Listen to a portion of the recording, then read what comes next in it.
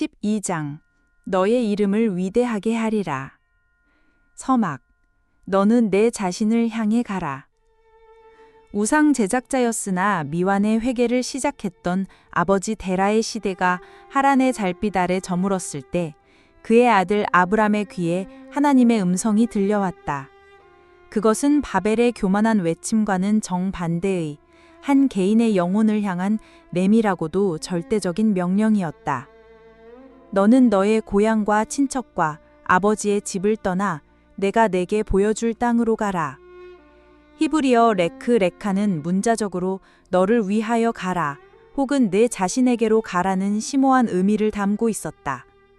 랍비들은 이를 두고 하나님께서 아브람에게 단순히 물리적인 이주를 명령하신 것이 아니라 그를 올가매던 모든 낡은 정체성, 즉 땅, 혈연, 가문을 버리고 하나님 안에서 그의 진정한 자아와 운명을 찾아 떠나는 영적인 여정을 시작하라고 부르신 것이라 해석했다.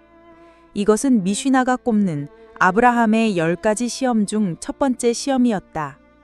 이 명령에는 7겹으로 이루어진 장엄한 약속이 뒤따랐다.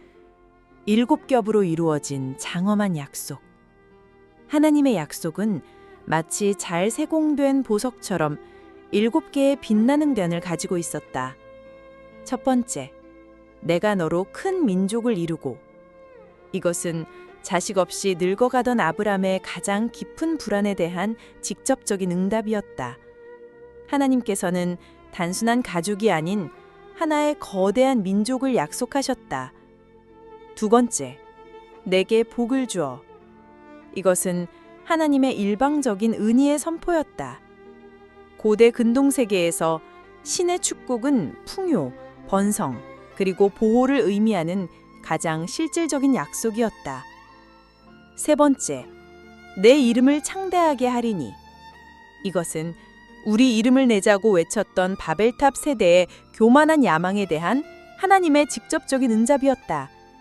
하나님께서는 진정한 위대한 이름이란 인간의 힘으로 쌓아 올리는 것이 아니라 당신의 부르심에 순종하는 자에게 주어지는 선물임을 선언하셨다.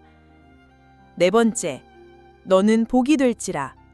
이 구절은 약속의 성격이 전환되는 중요한 지점이었다. 아브람은 단순히 복을 받는 수혜자에서 이제는 세상에 복을 나누어 주는 통로가 될 운명이었다. 다섯 번째, 너를 축복하는 자에게는 내가 복을 내리고. 하나님께서는 아브람과 당신을 동일시하셨다. 이제 세상의 민족들은 아브람과 그의 후손을 어떻게 대하느냐에 따라 그들의 운명이 결정될 것이었다. 여섯 번째, 너를 저주하는 자에게는 내가 저주하리니. 이것은 하나님의 강력한 보호 약속이었다. 사람이 아브람을 가볍게 여기고 멸시하는 것에 대한 하나님의 응답은 비교할 수 없이 무거운 절대적인 저주가 될 것이었다. 일곱 번째, 땅의 모든 족속이 너로 말미암아 복을 얻을 것이니라. 마침내 이 모든 약속의 궁극적인 목적이 드러난다. 한 사람을 특별하게 선택하신 이유는 그를 통해 흩어졌던 모든 민족을 다시 축복으로 모으기 위함이라는 장엄한 구원의 청사진이었다. 가나안을 향한 첫걸음과 하란의 비극.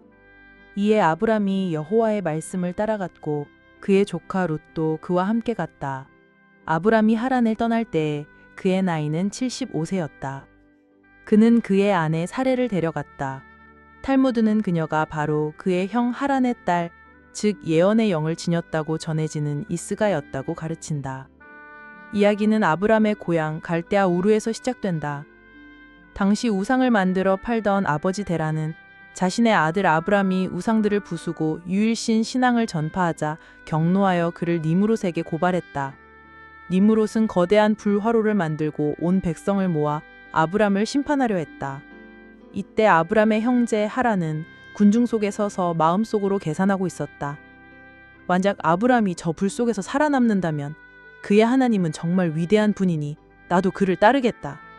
하지만 만약 그가 타 죽는다면 나는 당연히 위대한 니므롯의 편에 서겠다. 아브람은 불길 속으로 던져졌으나 하나님께서는 그를 기적적으로 구원하셨다. 불은 그를 태우지 못했다. 이 광경을 본 니므롯의 신하들이 하란에게 다그쳐 물었다. 너는 누구의 편이냐? 하라는 의기양양하게 외쳤다. 나는 불 속에서도 살아남은 아브람의 편이다. 그러자 신하들은 그를 붙잡아 똑같은 화로 속으로 던져버렸다. 그렇다면 너도 너의 믿음을 증명해 보아라. 그러나 하란의 믿음은 온전한 신뢰가 아닌 눈앞의 이익을 좇는 기회주의적인 믿음이었다. 그의 마음 깊은 곳은 여전히 세상의 힘을 두려워하고 있었다. 미드라시는 불이 그의 몸에는 닿았으나 그의 내장은 이미 타버렸다고 묘사한다. 그는 아버지 데라가 보는 앞에서 비참한 최후를 맞이했다. 성경의 간결한 기록. 하란이 그의 아버지 데라보다 먼저 그의 고향 갈대아인의 우르에서 죽었더라는 구절은 바로 이 믿음의 실패에 대한 서글픈 이야기였던 것이다. 이 충격적인 사건은 데라가 우상의 도시 우르를 떠나기로 결심하는 계기가 되었을지도 모른다. 아브람은 바로 그 형 하란이 남긴 두 자녀를 거두었다. 한 명은 그의 아내가 된 사레였는데 탈무드는 그녀가 바로 하란의 딸 이스가였다고 가르친다. 다른 한 명은 아들처럼 돌본 조카 롯이었다. 아브람은 그렇게 믿음의 대가가 무엇인지를 목도한 형의 딸, 즉 자신의 조카인 사레를 아내로 맞이했고 형의 또 다른 자식인 조카 롯을 아들처럼 거두었다. 아브람이 훗날 롯을 구하기 위해 목숨을 거는 이유는 그가 단순한 조카를 넘어 사랑하는 아내의 유일한 남자 형제였기 때문이라는 깊은 개연성이 생긴다. 아브람은 아내 사레와 조카 롯, 그리고 하란에서 모은 모든 소유와 얻은 사람들을 이끌고 마침내 가나안 땅으로 들어갔다. 그들은 북쪽에서부터 남쪽으로 가나안 땅을 통과하여 세겜 땅, 모레의 상수리라무에 이르렀다. 그때 성경은 짧지만 중요한 사실을 덧붙인다. 그때의 가나안 사람이 그 땅에 거주하였더라. 왜 하필 이곳에 처음 멈췄을까? 유대 현인들은 모레라는 이름에서 그 답을 찾았다. 미드라시는 이 이름이 그의 후손들이 이곳에서 세겜 땅에서 겪게 될 미래의 모든 가르침을 예고한다고 본다. 훗날 여호수아가 이곳에서 토라의 가르침을 선포하고 또한 디나의 강간 사건과 이스라엘의 분열을 통해 죄의 뼈아픈 교훈을 얻게 될 장소, 그 모든 역사가 이 이름 안에 씨앗처럼 담겨 있었다는 것이다. 바로 그 예언적 장소에서 여호와께서 아브람에게 처음으로 나타나 이르셨다. 내가 이 땅을 내 자손에게 주리라. 아브람은 자기를 위해 제단을 쌓았다. 그는 거기서 동쪽으로 옮겨 베델 동쪽과 아이 서쪽 사이에 장막을 쳤고 그곳에서도 제단을 쌓고 여호와의 이름을 불렀다. 그는 점점 남방으로 옮겨갔다. 이집트에서의 시험, 두 제국 사이에서. 그러나 약속의 땅에는 기근이 찾아왔다. 믿음의 여정은 첫 번째 시험대에 올랐다. 아브람은 기근을 피해 어디로 가야 할지 선택해야만 했다. 당시 그의 세계에는 두 개의 거대한 세력이 있었다. 동쪽의 시날 땅, 그곳은 바벨탑을 쌓았던 니므롯의 영향력 아래 있는 곳이었다. 랍비들의 시각에서 그곳은 하나님께 공개적으로 반역했던 이념적 악의 중심지였다. 남서쪽의 이집트, 함의 또 다른 아들 미스라임의 후손들이 세운 이 왕국은 나일강이 주는 풍요로움에서 비롯된 교만과 물질적 풍요와 쾌락의 중심지였다. 아브람은 이념적 반역의 땅 대신 물질적 풍요의 땅 이집트로 내려가기로 결심했다. 그러나 그곳 역시 또 다른 종류의 시험이 기다리고 있었다. 두려움이 그의 믿음을 잠식하기 시작했다. 그는 아내 사레에게 말했다. 원하건대 그대는 나의 누이라 하라. 미드라시는 이때의 상황을 극적으로 묘사한다. 아브라함은 사레의 눈부신 아름다움을 숨기기 위해 그녀를 상자에 넣어 이집트로 들어갔다. 그러나 세관원이 궤를 열자 사레의 아름다움이 온 땅을 환하게 비추었고 이 소문은 즉시 파라오의 귀에까지 들어가게 되었다. 고고학적으로 발견된 당시 누지 문서 등에는 남편이 아내를 법적으로 누이로 입적시켜 더 높은 사회적 신분과 보호를 받게 하는 관습이 있었음이 나타난다. 아브람의 계획은 이러한 고대 근동의 사회적 관습을 이용한 위험한 세상에서 살아남기 위한 인간적인 꾀였을 것이다. 그러나 그것은 하나님의 보호 약속을 전적으로 신뢰하지 못한 믿음의 실패였다. 예상대로 사레는 파라오의 궁으로 불려 들어갔다.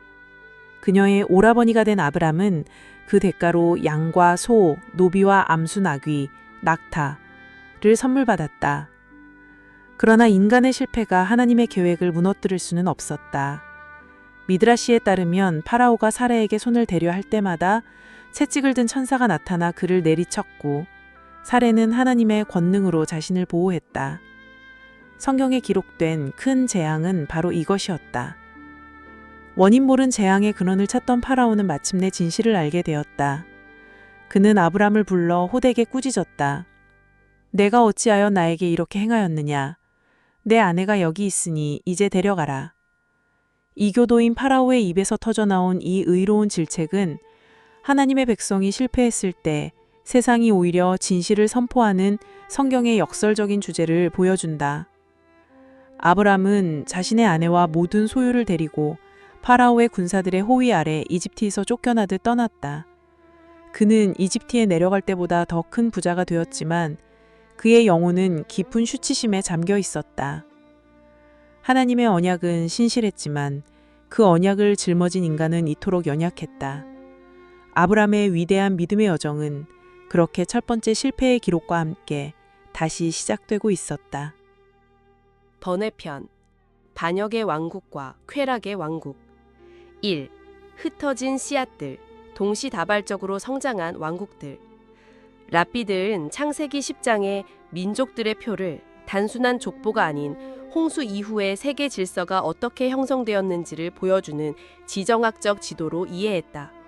이 관점에서 바벨탑을 건설한 니므롯의 왕국은 당시 지상의 유일한 세력이 아니었다. 같은 뿌리, 다른 가지. 랍비들은 니므롯과 이집트 문명 모두가 노아의 아들 함액에서 비롯되었다는 점에 주목했다. 니므롯, 함의 아들인 구스의 후손, 이집트, 함의 다른 아들인 미츠라임의 후손. 미츠라임은 오늘날까지도 히브리어로 이집트를 의미하는 공식 명칭이다. 즉 랍비들은 이 두 강력한 문명을 같은 뿌리에서 나왔지만 각기 다른 지역에서 독자적으로 성장한 경쟁적인 두 세력으로 보았다. 따라서 바벨탑 사건이 신할 땅에서 벌어지고 있을 때에는 그와는 별개로 이미 이집트 지역에서는 미츠라임의 후손들이 강력한 왕국을 형성하고 있었다고 이해하는 것이 자연스럽다. 2. 두 왕국의 성격, 반역의 왕국과 쾌락의 왕국. 랍비들은 이 두 왕국의 성격을 매우 다르게 묘사하며 아브람이 맞서 싸워야 했던 두 종류의 악을 상징한다고 보았다. 니므롯의 왕국, 이념적 반역의 중심지, 죄의 본질. 니므롯의 죄악은 단순히 강한 힘을 추구한 것이 아니라 온 인류를 하나의 사상 아래 뭉치게 하여 공개적으로 하나님께 반역하려 했던 것이다. 그의 이름 자체가 반역하다는 뜻을 담고 있다고 해석될 정도였다. 방법. 그는 사람들에게 하나님은 하늘만 차지하고 땅은 우리에게 주었으니 이제 우리가 탑을 쏴 하늘로 올라가 그와 전쟁을 벌이자고 선동했다고 미드라시는 전한다. 바벨탑은 바로 이 하나님의 주권 자체를 찬탈하려는 거대한 이념적 반역의 상징이었다. 상징. 니므롯은 스스로 신이 되려는 인간, 즉 인본주의적 교만의 원형이었다. 파라오의 왕국. 물질적 풍요와 쾌락의 중심지. 죄의 본질. 이집트의 죄악은 주로 나일강이 주는 끝없는 풍요로움에서 비롯된 교만, 발달된 주술과 마법, 그리고 성적인 타락으로 묘사된다. 방법. 그들은 니므롯처럼 하늘과 전쟁을 벌이려 하지는 않았다. 대신 자신들이 가진 부와 힘에 도취되어 하나님을 잊고 인간적인 쾌락과 욕망을 삶의 최고 가치로 삼았다. 아브람의 아내 사례를 빼앗으려 한 것은 바로 이러한 도덕적 경계가 무너진 쾌락주의의 단적인 예였다. 상징. 파라오는 하나님 없이도 만족할 수 있다고 믿는 인간, 즉 세속주의적 교환의 원형이었다. 결론적으로 니므롯이 하나님의 존재를 인식하고 적극적으로 대응하는 신성 모독적 반역자였다면 파라오는 하나님을 인식할 필요조차 느끼지 못하는 자기 만족적 군주였던 셈이다. 아브람은 이 두 종류의 거대한 세상적 유혹과 모두 싸워 이겨야 했다. 3. 니므롯과 파라오를 연결하는 후대 문헌. 고전 탈무드나 미드라시에는 두 왕국이 직접적으로 상호작용하는 내용이 많진 않다. 그러나 중세 유대 문헌인 야샤르의 책과 같은 후대 전승에서는 이 두 인물을 더욱 극적으로 연결하려는 시도가 나타난다. 이 책의 이야기에 따르면 아브람 시대 이집트의 왕이었던 리카윤 파라오는 원래 니므롯의 신하, 즉 봉신이었다. 아브람이 이집트에 내려가 사라의 일로 하나님께서 파라오의 집에 큰 재앙을 내리셨을 때 이 사건이 오히려 파라오의 권위를 높여주었다. 아브람이라는 위대한 인물과 그의 하나님이 얼마나 강력한지를 직접 목격한 이집트인들이 멀리 있는 니므롯 대신 자신들의 왕 리카욘을 더욱 추앙하게 되었고, 이 계기로 이집트가 니므롯의 제국으로부터 독립하게 되었다는 행미로운 상상을 덧붙인다. 이것은 후대의 이야기이지만 당시 유대인들이 성경의 두 거대한 악의 축인 바벨, 메소포타미아와 이집트의 관계를 어떻게든 설명하고 연결하려 했던 노력을 보여준다. 13장 두 갈래의 길, 두 개의 시선. 서막, 베델로의 귀환, 회개의 여정. 아브람은 아내 사레와 조카 롯, 그리고 이집트에서 얻은 모든 소유를 이끌고 그 땅을 나왔다. 그의 발걸음은 남방을 거쳐 북쪽으로 왓단 길을 되짚어 올라갔다.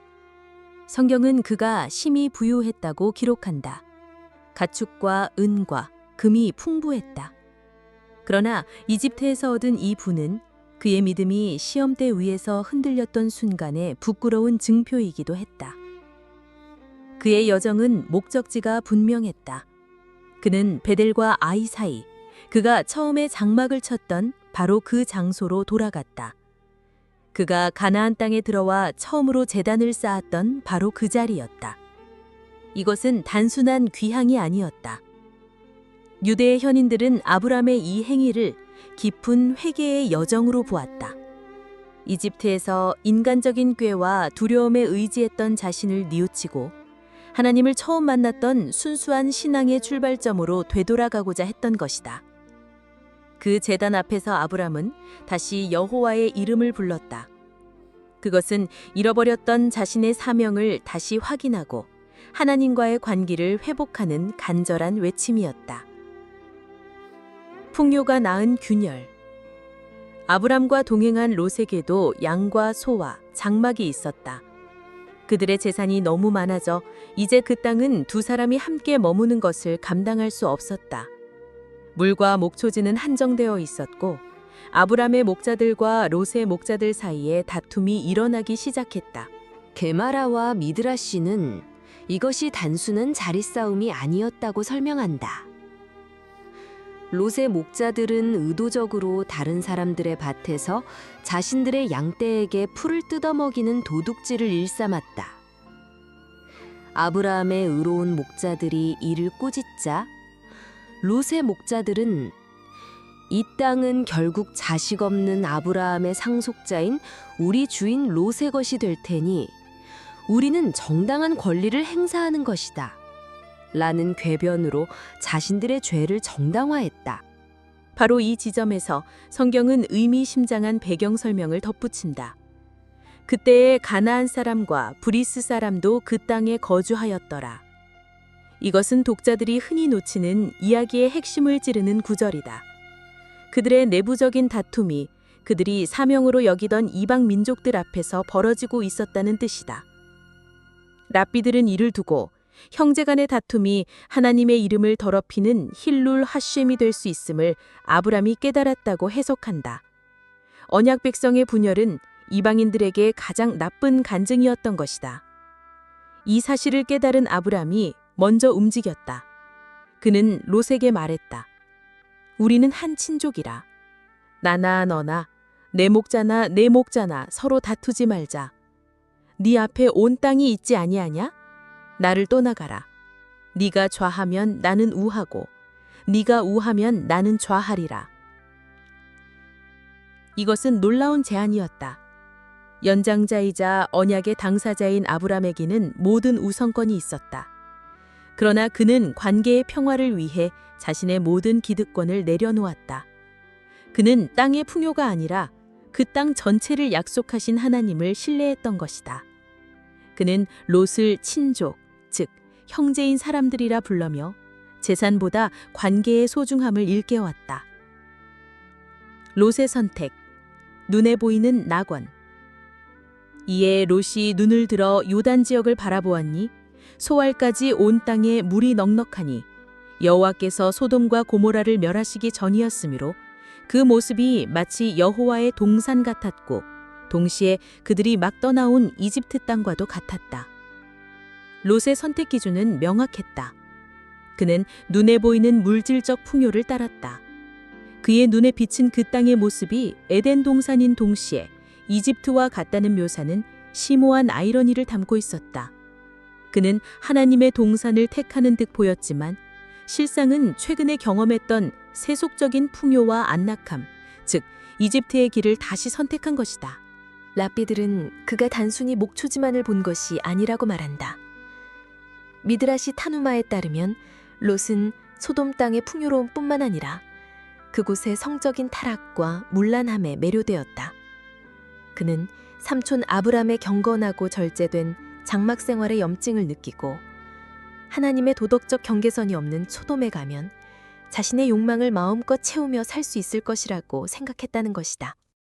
롯은 요단 온 지역을 택하고 동쪽으로 옮기니 그들이 서로 떠났다. 성경에서 동쪽은 종종 영적인 분리를 상징한다. 아담과 하와는 에덴의 동쪽으로 쫓겨났고 가인은 에덴 동쪽 롯 땅으로 갔다.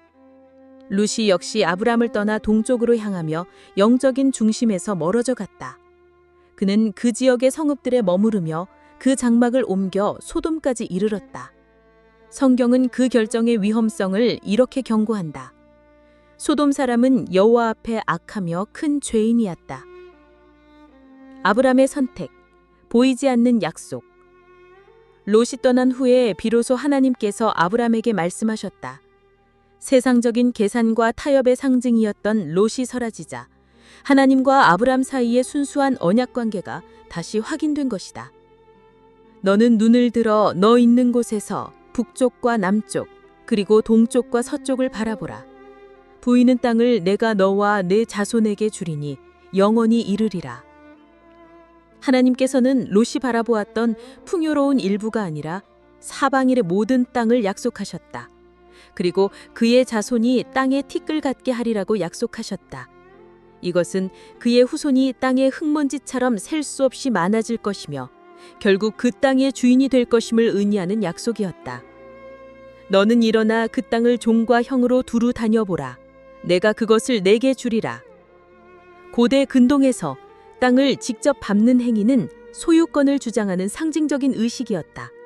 하나님께서는 아브람에게 믿음으로 그 땅을 미리 걸어보라고 명령하셨다. 이에 아브람이 장막을 옮겨 헤브론에 있는 마물의 상수리 수풀에 이르러 거주하며 거기서 여호와를 위하여 제단을 쌓았다. 헤브론은 연합, 동맹이라는 뜻을 가진 곳으로 훗날 족장들이 묻히게 될 약속의 땅의 심장도였다. 롯이 눈에 보이는 풍요를 쫓아 소돔으로 향했을 때 아브람은 보이지 않는 약속을 믿고 헤브론에 제단을 쌓았다. 두 사람의 엇갈린 시선과 발걸음은 믿음의 길이 어떤 것인지 극명하게 보여주고 있었다.